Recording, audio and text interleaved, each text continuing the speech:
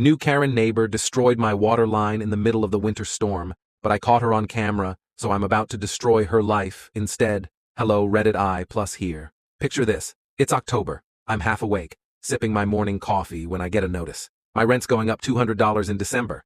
That's a 20% hike. No thanks. So, on my way to work that morning, I see this adorable manufactured home with a for sale sign. I pull up the realtor's info, make the call, and by Wednesday, I'm standing in front of it. A day later, my offer's accepted, and in just 10 days, I'm a proud new homeowner. It's blissfully smooth, almost like fate, until I meet Karen. So, it's my first day moving in. I'm all pumped, and out of nowhere, Karen, my new retiree neighbor, struts over and says, "Are you going to do something about all those leaves blowing into my yard from yours?" I'm standing there, sweating, unloading boxes, thinking, seriously?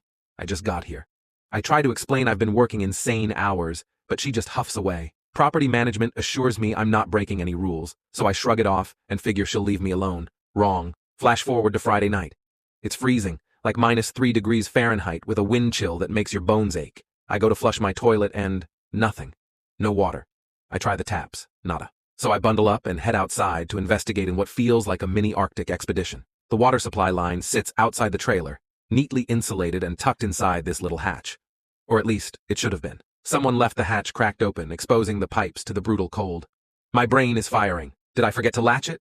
I call my dad, hike through the snow to borrow his heat gun, and thaw it out myself, shivering the whole time. I'm grumbling the entire trek back, questioning my sanity, but eventually I get it flowing. Problem solved, right? Wrong again. Sunday morning, the temperature's even worse, 7 degrees Fahrenheit. I go to refill the cat's water bowl, and no water. Again. I go outside and surprise, the access door is cracked open. Again. My blood is boiling despite the sub-zero chill. This time, I set up my laptop in the window, aiming it right at the water line.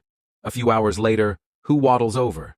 Karen, in full Karen glory. She opens the hatch, messes with the door, and waddles right back. Caught, red-handed. So, I march over to her place with my laptop in hand. When she opens the door, she's all fake smiles. "Oh, hi, what brings you over?" I don't say a word. I just hit play. Her face falls, and she starts babbling. I cut her off, tell her I'll be sending it to the office, and walk away. The property manager calls, saying they'll handle it but suggest a police report, so I call the non-emergency line. An officer shows up that evening, watches the footage, and takes down the details. The best part? While we're outside, the neighbors across the street walk over. Turns out, Karen's been waging her own private war against them too, because, get this, they have a pride flag. Her husband even comes over trying to bribe me into dropping the complaint, checkbook in hand.